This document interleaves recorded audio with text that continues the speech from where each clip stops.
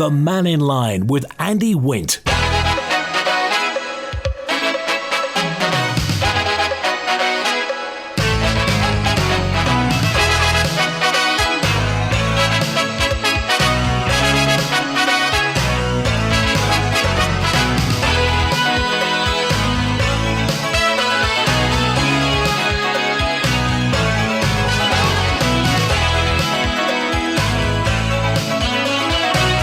Pastor Mike, good afternoon.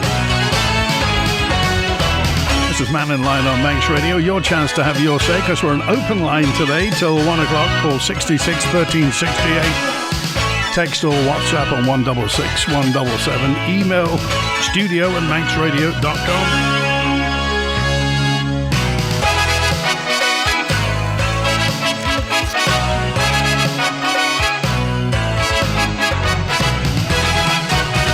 And yes, the storm has hit us. I just wonder when they're going to start having Manx names for the storms. It'd be nice, wouldn't it? A number of roads are closed due to fallen trees. The Manton Road's closed, Ramsey to the Craig. Switchback Road, St John's, Mona Drive in Douglas and Kentraw Road in Port St Mary.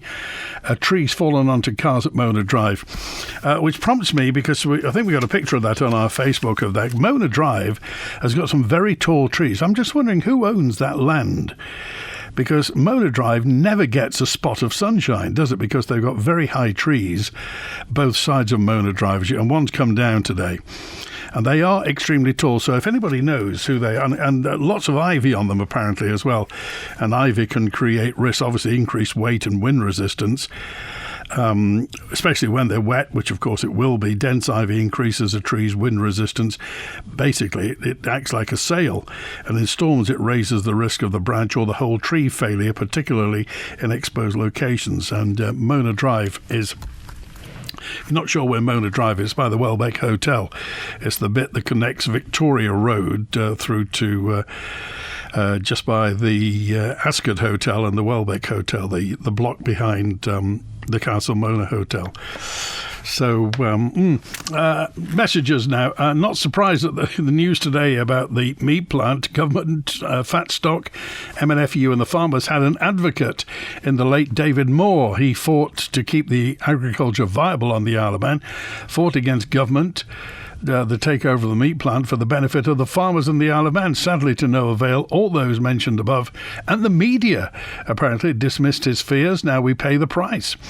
A lesson for us all. Don't follow like sheep, says Karen.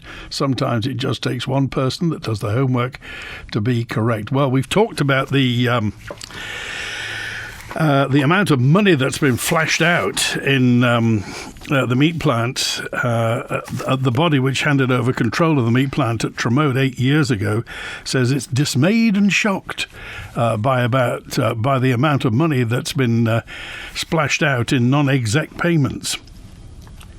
In a written response from DEFA, Department of Environment, Food and Agriculture, last week revealed a sharp increase in payments to the board of Isle of Man Meats, with total compensation more than tripling over the last 3 fiscal years. Well, it prompted a statement from the Isle of Man Fat Stock Marketing Association, which says that although they'd nominated a non-exec director to the board, they were kept in the dark about all the risers. This is the story. In 2018, there was a significant change in the running of the plant. Operation was taken from the Manx Fat Stock Marketing Association and given to the Isle of Man Meat Company Limited, a so-called arm's-length operation. A new era. Was profitability on its way? Seemingly not. Not the bold new future hoped for, indeed promised. While farmers' despondency increased, seemingly side issues appeared, like the row over the appointment of a former MHK Bill Shimmins to the board. DEFA Minister Claire Barber. In considering the appointment, Mr Shimmons' experience in finance and his working knowledge of government process and the expectations relating to governance of government-owned arm's-length bodies made him a suitable short-term appointment to support the plant. Mr Shimmons' appointment is until April, when, as per my previous answer, a full review of the board will take place and an open recruitment process will be utilised. Now, the handsome rewards for serving on this board have been spelt out in a written response to a question from MHK Julie Edge. The details show that total payments to non-executive directors rose from over £70,000 in 2023 to over £250,000 last year, threefold in the last 3 years. The FMA directors have been asked by farmers how they allowed the payments to directors on the Chowan to escalate. The simple answer is we did not know, because the information was not shared. We understand that the additional payments were stopped as soon as the minister and the new chief officer became aware. The statement goes on, if improvements were far above the costs incurred by these professional directors, then they could perhaps be condoned. But unfortunately, this does not seem to be the case. In fact, the business seems to be reliant on ongoing subvention, usage of which has escalated annually. The Manx farmer has many things to contend with: the weather, of course, the price of supplies and fuel, the cost of transport. As their margins are squeezed and squeezed, they are hoping desperately for a meat plant they can put their faith in. So their dismay at information such as this is entirely understandable. What do you think about this? Arm's length company, from the fat stock to an arm's length company, and well, you heard the story. It would seem logical, wouldn't it? We produce meat, we grow meat on the Isle of Man, it goes through our facility, and then it's sold, it's retailed. So I don't know. I mean, as a lay person, why is it difficult? And particularly if you're in the agricultural world, and again, you can say this anonymously if you don't want to be associated with it, but it will be nice if the rest of the lay population on the Isle of Man knew why. Why has this happened? We know what's happened, but why has it happened? And whose big idea was this? And more importantly, let's not look at the rocks.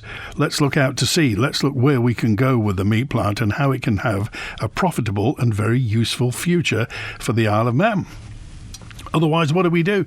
Manx Electric Railway, says Pammy, I just drove past the billboards a bit further up from the railway on Summerland, and the advert billboard has decapitated to such a point I felt duty-bound to text in.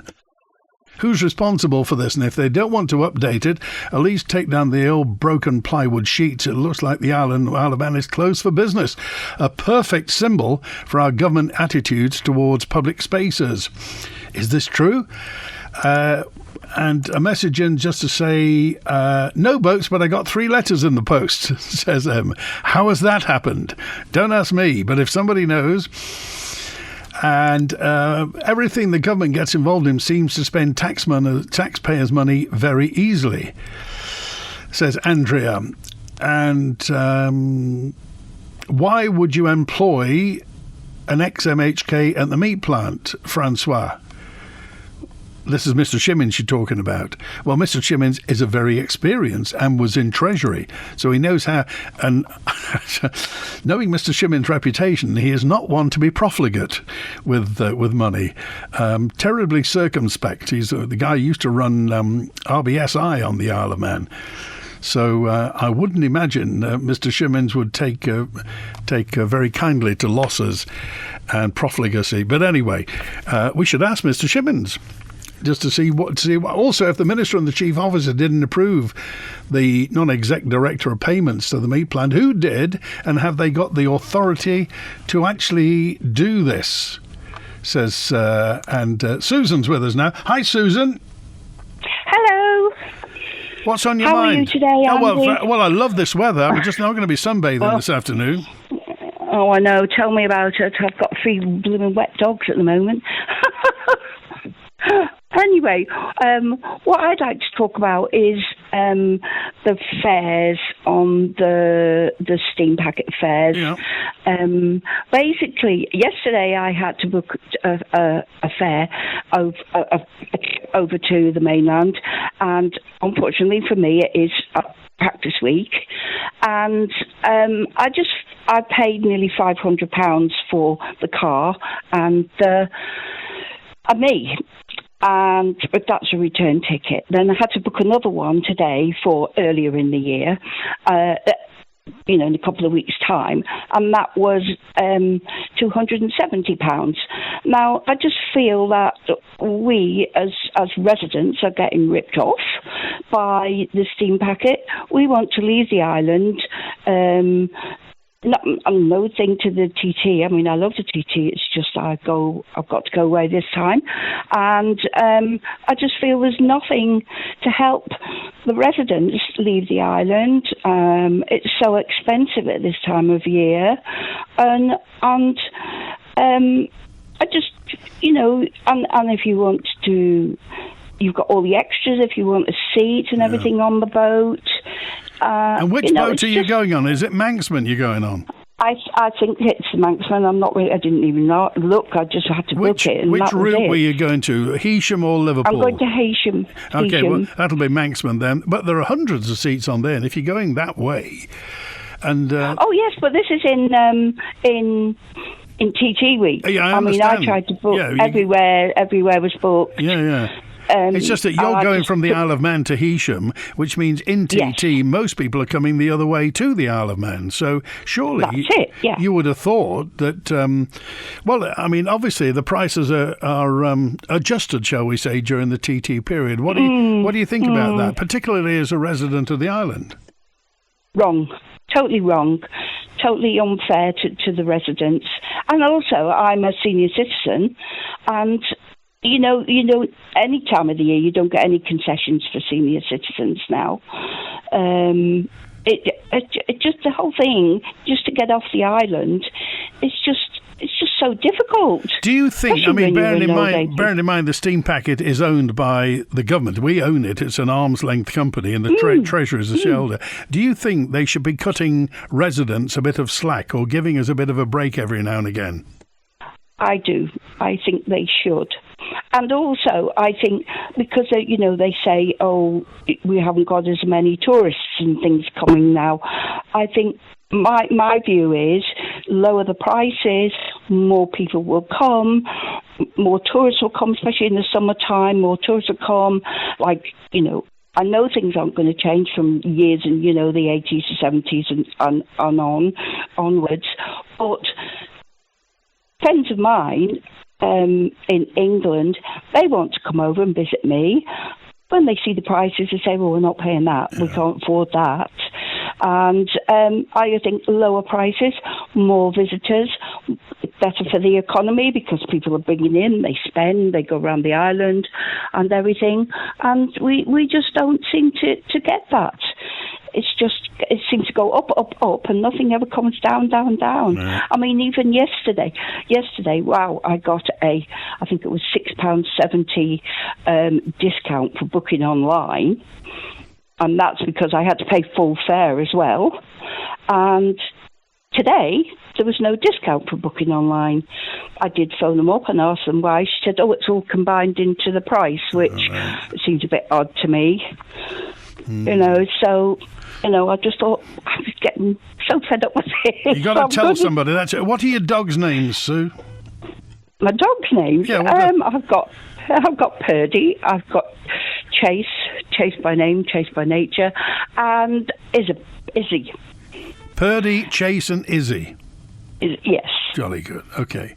All right. Well, don't get blown away in the weather today, Sue. Okay. Oh, I've been there, done that, got the T-shirt. Thanks for calling today. Bye. All right then, Andy. Bye. Cheers now. 19 minutes past 12. Here's David with us now. Hi, David. Hi, Andy. I listened to the lady this morning about trying to get a park down where she was living in the main road, that particular area down in Douglas there.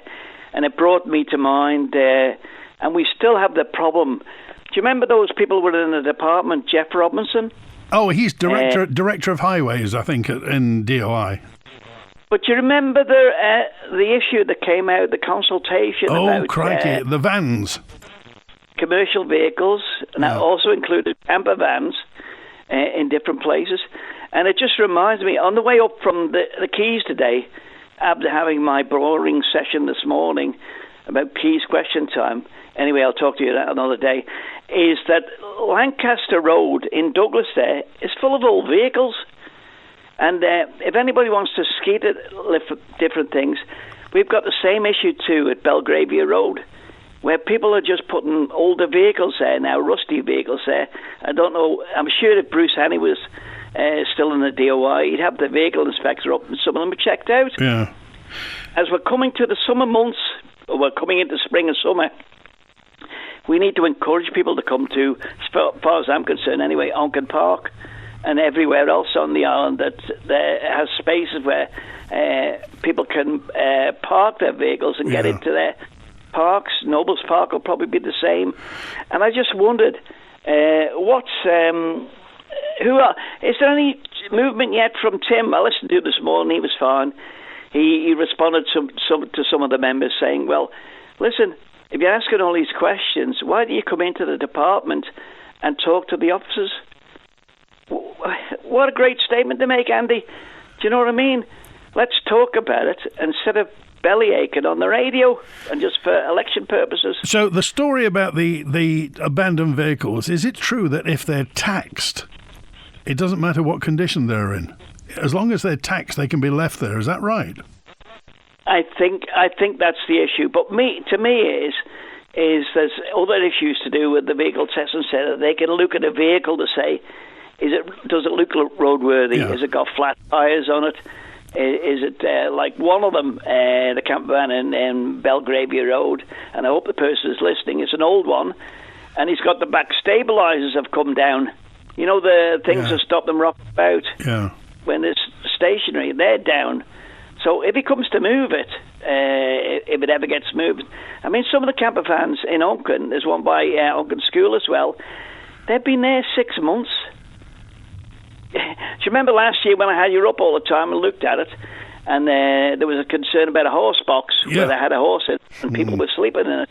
We haven't seen him for a while, but I bet he'll be back for the summer. Well, the thing is that there's an issue with this, is that for people who live around there, if they're not their vehicles, it's dispiriting. It's a bit depressing to see a heap of rust, even if it's got a tax disc on it, something that's been there forever. And we hear of people using them as tool sheds and tool stores and this, that and the other. And surely it's somebody's responsibility to say, look, it's obvious this thing has been parked there for 6-9 months or what have you. It's got to be moved. Either get it up to snuff, put some tyres on it, get it moving, or get rid of it. But if the rule is as long as it's taxed, they can't do anything, there's a bit of a logjam. It is. But there's hope, because we've got a new minister now in the DOI.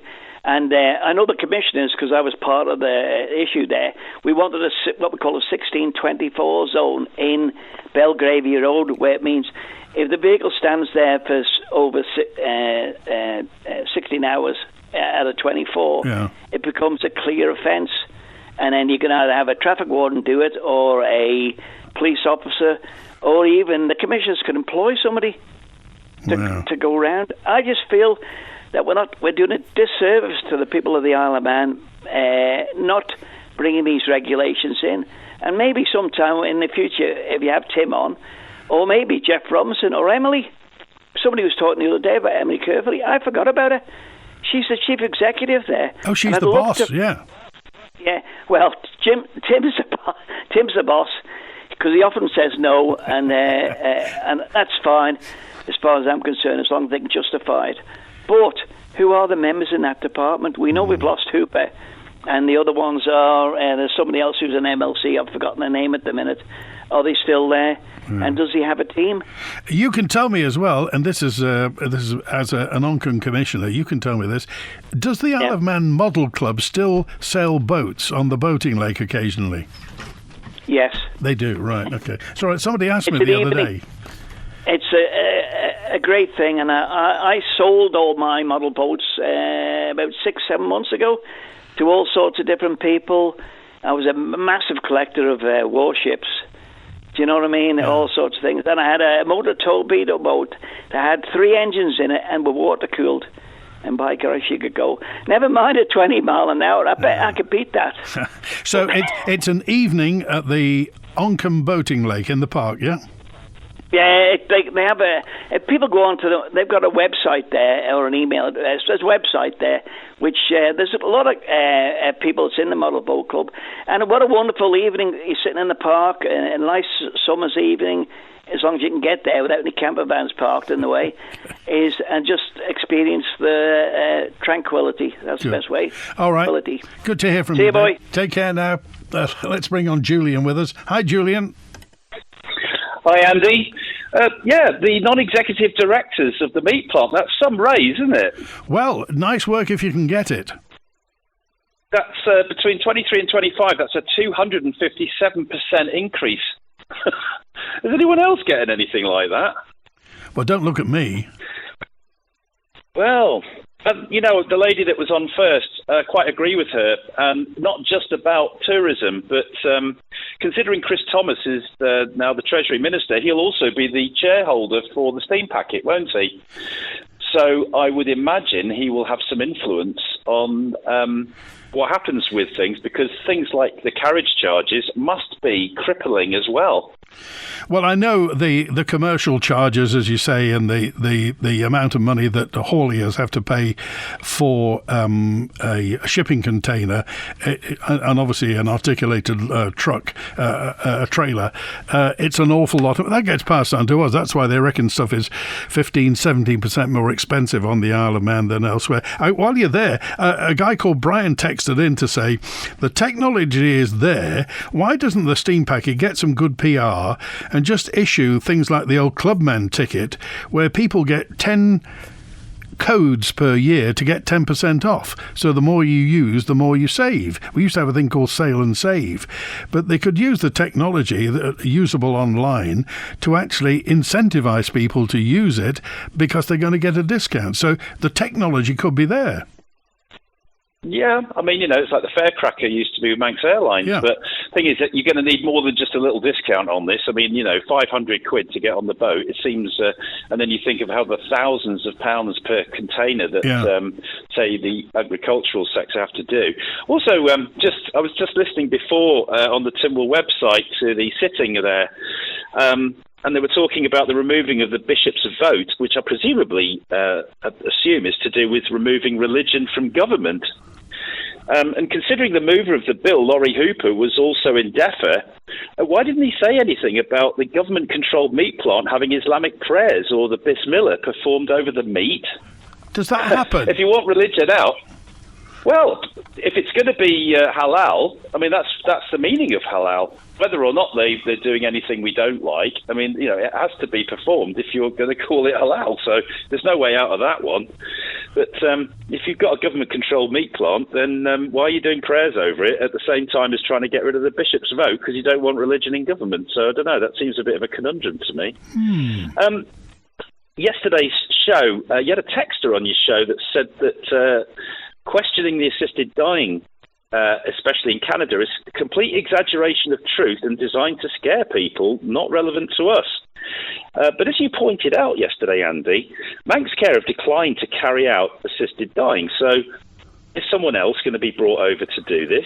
The thing is, Julian, it's the lack of transparency and the kind of detail. If you give people granular detail and say, this is what we're going to do, this is who's going to do it, then you can say, I mean, if this happens, if it goes ahead, there will be very few people who take advantage of it, if you pardon the expression.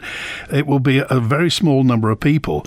So who's going to do this? Now, I know, because I've done some research into this, to avail yourself of the service at Dignitas in Basel in Switzerland, it's about 15,000 euros.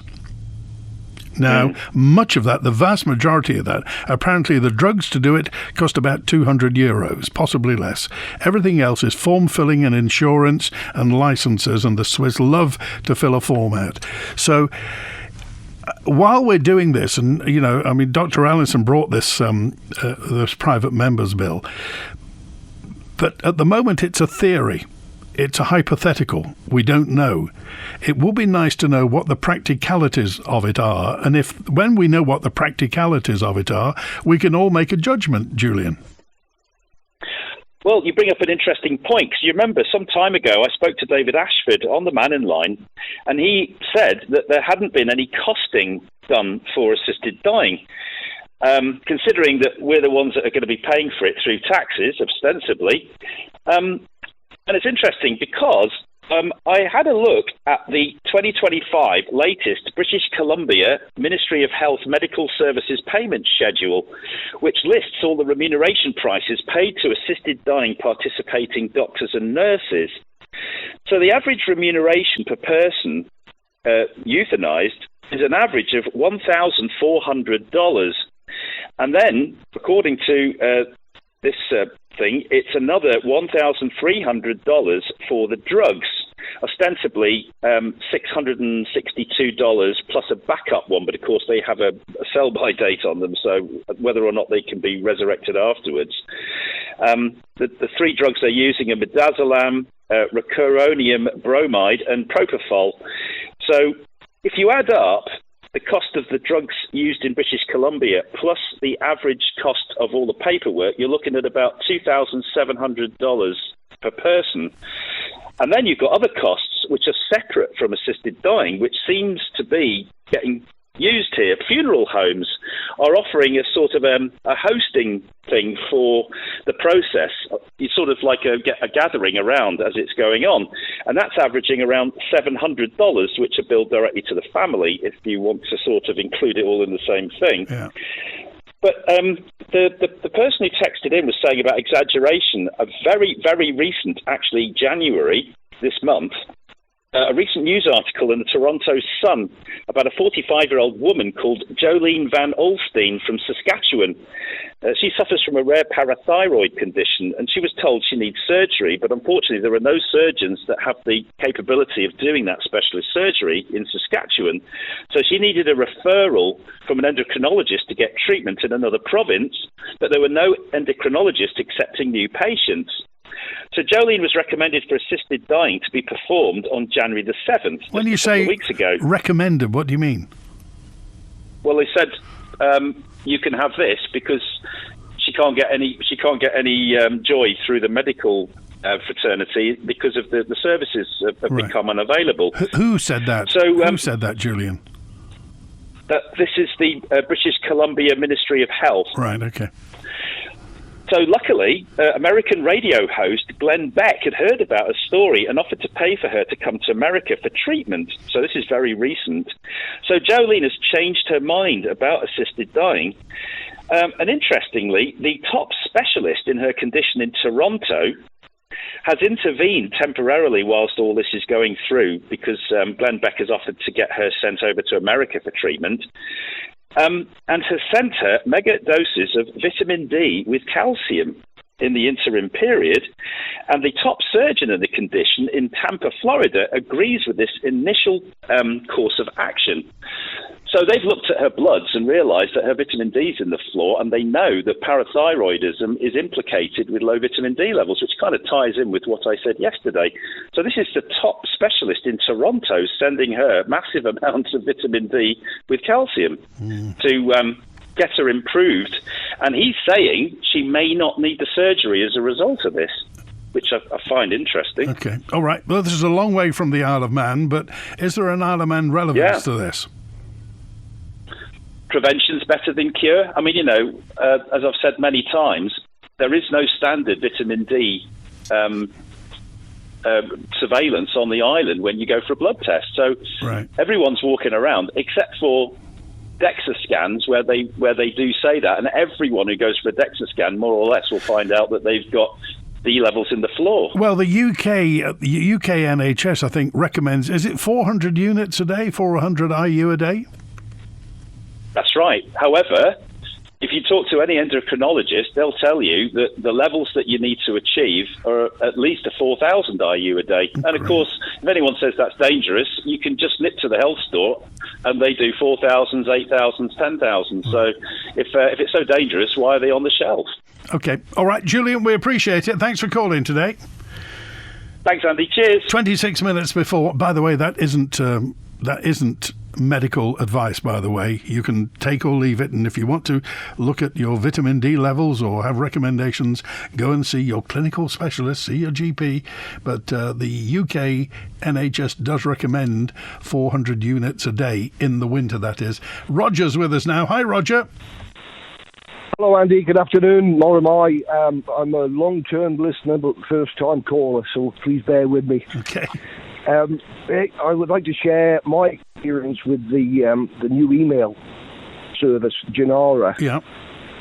I signed up on the 16th of this month, paid by £65, and hours, at least the same day afterwards, my account was hacked. 42 of my contacts received an email purporting to be me and asking for money, basically. On examination, the sentence structure, the syntax wasn't correct. It was obviously a non-English speaker, I would say. Right. Well, I mean, the state of play is now I've telephoned them, which their call centre is in Manila, Philippines. I've been on the phone twice now, 40 minutes duration, mainly hanging on, and I still don't have my email reinstated. What else?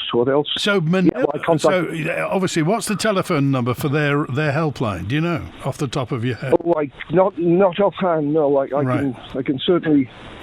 Yeah. No, I don't have that. And you know for a fact that the call centre's in Manila, do you? Oh, definitely. I asked them twice. Yeah. I mean, they're very courteous, very professional. But I'm still without an email service for getting up to 12 days now. Well, that's just not acceptable, is it? Well, I wouldn't have thought so, no. This is a long-term customer of Manx Telecom, and without any problem at all for, 2 decades now. So everything was fine, but the moment you shelled out £65, it fell over. Exactly. Rightly or wrongly, I made the choice. I thought, well, laziness, I suppose. £65, £1.25 a week. I thought I'll try. It was the easy option. Put it that way. But the fact is that if there were, you had no problems before, and then suddenly problems are coming through, you would have thought Gennaro would have understood that the Isle of Man has come to this service since the 21st of January, whenever it is. Oh, yes. They were well aware. Right. Yeah. Well, please let us know how long it takes, because I think we should pass the message along. I'm going to ring them very short. Obviously, there's a time difference of 8 hours. And heaven knows what the cost of the call would be for 2 times 8, 40 minutes. But, but 2 of my close friends were taken in by the ruse, but they've had their money restored. Right. They opted for Tesco e-voucher, and Tesco were good enough to realise it was a hack, right, and they refunded the money. So that's one piece of good news. Well, it is good news, but it was bad news before that. So, I mean, absolutely. This is costing time and money as well. Anyway, let us know how you get on, Roger. Of course, I'll be in touch with your producer with the direct line. All right, appreciate that, Roger. Thanks for calling today. Okay, thank you, Andy. Cheers. Bye now. 22 minutes to 1. If you've had an experience of this, by the way, of this Gennaro thing, the oldmanx.net, and if you've been hacked, and if you know people have got messages purporting to be from you, then do let us know. Manila as a call centre. This is the Isle of Man talking. The Mannin line. Hello 2026. Hello £200. When you upgrade to Manx Telecom's Go Roam Ultra with a handset over 36 months, you'll get £200 to spend on anything in store. Because joy scrolling shouldn't be seasonal. Enjoy unlimited local data and 40 gigabytes of roaming data in 37 countries. Offer ends the 31st of January. See mt.im/terms for terms and conditions. The Moor Mannin offshore wind farm isn't just about secure renewable energy, it's a catalyst for growth. From supply chains to skilled jobs, it will help grow the Isle of Man economy. Explore the opportunities at orsted.im. Find a hidden gem in the Isle of Man, the Abbey Restaurant Ballasalla. This old country house offers a relaxed and sophisticated atmosphere where you can wind down with unique and interesting fresh food and drinks. From dinner with fine wines to tea and exquisite cakes. Enjoy our fantastic lunch menu with fresh specials or join us for afternoon tea and dinner. To book, click theabbey.im Find the Abbey on Facebook or call 822 393. Flu season is here, but never fear, so is the chance to protect yourself. Whether you qualify for a free NHS flu jab or would like a private vaccination for just £20, Kingsley Mooti has made it quick and easy to get protected. Visit Kingsley Mooti on Facebook or call 625 040. Get your flu jab today with Kingsley Mooti. Next month, the newly appointed Treasury Minister Chris Thomas will present the final budget of this administration just weeks after taking on the role. And what's announced will affect every one of us. So that's why Manx Radio's giving you the opportunity to put your questions directly to him as part of our Budget 2026 coverage brought to you by Crow Isle of Man. Join us live on Friday the 20th of February from 5 p.m. at Lukey's at the Best Western Palace Hotel for an open audience discussion with the Minister, which will also be broadcast live on Manx Radio. Tickets are free but limited, so be sure to reserve your place now by visiting manxradio.com. Manx Radio's Budget 2026 coverage brought to you by Crow Isle of Man. The Mannin Line with Andy Wint. Over to you, 19 minutes before 1. Thanks to Mike at the Welbeck, who said it's called Ravenswood. Ravenswood, the area around Mona Drive, those really, really tall trees, one of which has lobbed over in the wind and the rain today. I was just wondering who owns all that, who's responsible for those trees. I thought Ravenswood was a hotel on Broadway. Well, it used to be. Here's Robert with us now. Hi, Robert. How you doing? Well, very well, thanks. What's on your mind? You seem a bit in shock over the Chris Thomas thing. Are you doing okay with it? I think okay? I'll live. I think, Robert. Yeah. Well, it's Taylor's of Harrogate Yorkshire Tea and Multi Biscuit Brew. They've got a specialist tea down at Tesco at the moment. So sorry for advertising it, but I've changed from my what did I have before? The omelets to Multi Biscuit Brew now. Very good. So anyway, the point I wanted to say was, do you think there'll be more allowances with the old Ardalen where they had it was mental health, but they moved away from that onto drug and alcohol? I was just wondering, under Chris Thomas, would there be more funding for the likes of that? Well, we don't know, do we? It depends how much. Well, it's something that could really, play for, don't you think? I mean, it's up to the department to ask for funding for it. They ask for the funding, and then Treasury decides whether or not it happens. I mean, it's not sexy, but I think it's much needed.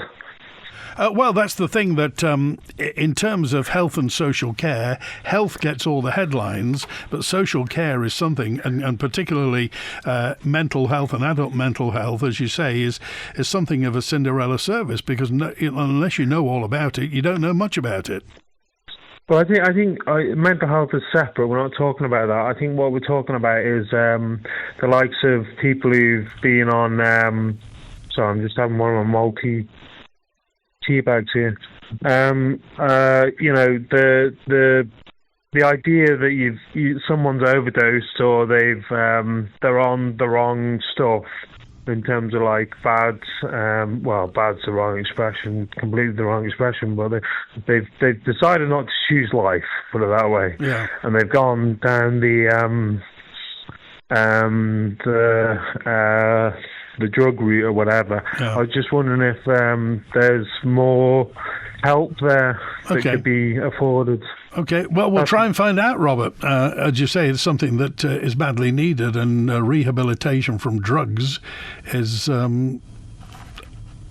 needed for many people, and certainly it's something that benefits society as well as the people themselves. It's Michael with us now. Hi, Michael. Hi, Andy. Yeah, what's on your mind? I just wanted to get something out, really. It's off my chest. I had a bit of a panic attack over my life circumstances last night and decided to try and get it out. So I've been trying to move house and it's been a nightmare. I spoke to my conveyancer last week. I was told I'd be moving out of my house in a few weeks, but it's going to be 4 months before my flat's going to be ready. So during this call, I had a lot of information to process, and then the next comment I heard was, you could go and live on Castletown Beach. Right. So I could go and what? This was my conveyancer that I've signed a contract with over £3,000 with them. They're telling me I'm going to be homeless and that I can go and live on Castletown Beach, and I'm quite upset about it. So that's why I'm on today. Well, that's understandable. So your circumstances... My question is why? Yeah. Why would a conveyancer say that to anyone ever? And I want to know if there's a reason behind why they said that to me last week, because I'm absolutely fuming here. Well. No, you've taken me completely by surprise, and yourself as well, obviously. It's been going on a while with Andy. I've written to my MHKs, and they know a lot more details than I could say on air. Okay, all right. Well, Michael, what I'd like you to do is, we've got your telephone number. Let's get a few more details, and then it's something we can look at, if that's all right. Yeah. So, I was a bit worried about coming on there in case my filter came off. But, No. I wanted to say, I mean, I've been holding this in myself, and I need help now. And I don't know, is the social work team still self-referral? Because I really need help. Okay. And can I just say that also I've been going to Ed's Man Club in Castletown, and they've been great this year for me. Oh, it's every Thursday. It's on Thursdays, isn't it? Yeah. Oh, they do a great job. They've really helped me this year already, thanks. Good. All right. Well, Michael, okay, listen. Thanks for letting me vent anyway. Not at all. We've heard your story and we've got your details, and let's see what happens in the future. Thank you. Good to hear from you. Thank you for that. By the way, Michael, who told us all about Ravenswood by the Welbeck Hotel, Michael actually sent some information about halal meat, because Michael is Michael George from the Welbeck Hotel. The George family have run it for many, many years, and he said Michael wrote to the meat plant and said, we've had an inquiry about how our meat is slaughtered. Does it conform to a religious standard? Not sure whether the inquisitor is asking because he's on one side of the political fence, but I remember basically Michael's asking the meat plant as to whether it's halal, and the meat plant wrote back and said, thanks for your email. We can confirm that our slaughter process is non-halal and is fully compliant with all animal welfare requirements. Well, that's the official word from the meat plant to the Welbeck Hotel. The meat plant slaughter process is non-halal and is fully compliant with all animal welfare requirements. Here's Julie with us now. Hello, Julie. Hi. What's happened, Julie? I'm just ringing to give you a little bit of background on this Junara thing from my perspective. Okay. Before Christmas, I received one of these emails. I decided not to go with Junara, but an email came in from a friend who I'd actually been with the night before, saying that she was in hospital, she had no voice, therefore she couldn't speak, but she desperately needed to send a voucher to a friend for a birthday. I think it was a godchild or something. Yeah. So would I please buy the voucher and send it? Well, I'd only been with this friend the night before, so I replied to the email and said, heavens, you were okay at 10 o'clock last night. The cheek of them, they messaged me back and said, yes, I was rushed in at midnight. Anyway, I knew this wasn't correct because of the friend it had come from. Yeah.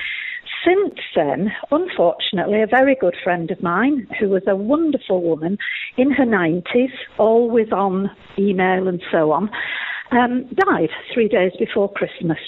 And 3 days later, her contact list started getting emails with exactly the same thing, saying she was in hospital. Anyway, we got to the bottom of it because her family are in Ireland and her family were trying to sort out her emails and so on. What had happened is she had paid for Junara, because it seems to be happening to a lot of older people who are frightened of the change. And when her daughter had clicked onto Junara, instantly these emails were sent out. Right. So I contacted the police, the cybercrime people, who were extremely helpful, and they've sent me a long email to explain that apparently Manxnet was very leaky. That was their term. And now that Junara's taken over, those leaks are being exploited. And this is happening daily to many, many, many people on the island. Now, since we had the very upsetting one of my friend who just died, I mean, imagine 3 days after she died and people thought they were getting emails from her, including people in Australia who hadn't seen her. And I was then getting messages saying, we thought Olive died. But since then, I've had another friend after Christmas who it's happened to. Not only did they send him that message, but then they tried to use his Amazon account. So this is something quite serious for people to take on board, really. And they said it was leaky. Yes. Yes, it was prone to leaking.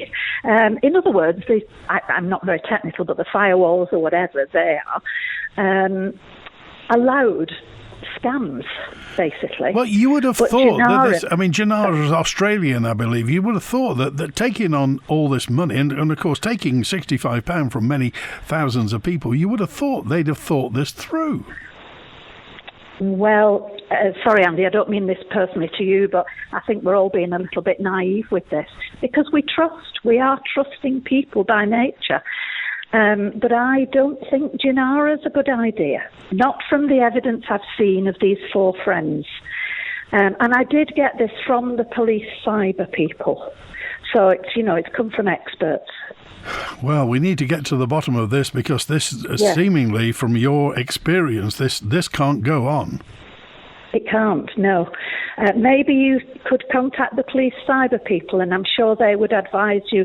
They do know what they're talking about, and I'm sure they would give you the background to it. All right, we appreciate that. The news team have heard that. We'll get in touch with the cybercrime people and see what they have to say. Appreciate it. Thanks for calling today. Okay, bye. The Mannin Line, daily interaction, debate and exchange of ideas. Broadcast on Manx Radio from midday till 1, Monday to Friday. A ground source heat pump can save thousands of pounds a year, and you can harness this energy on island with Geothermal Limited, the water borehole experts. Visit drilling.im and see how a ground source heat pump borehole works. That's drilling.im.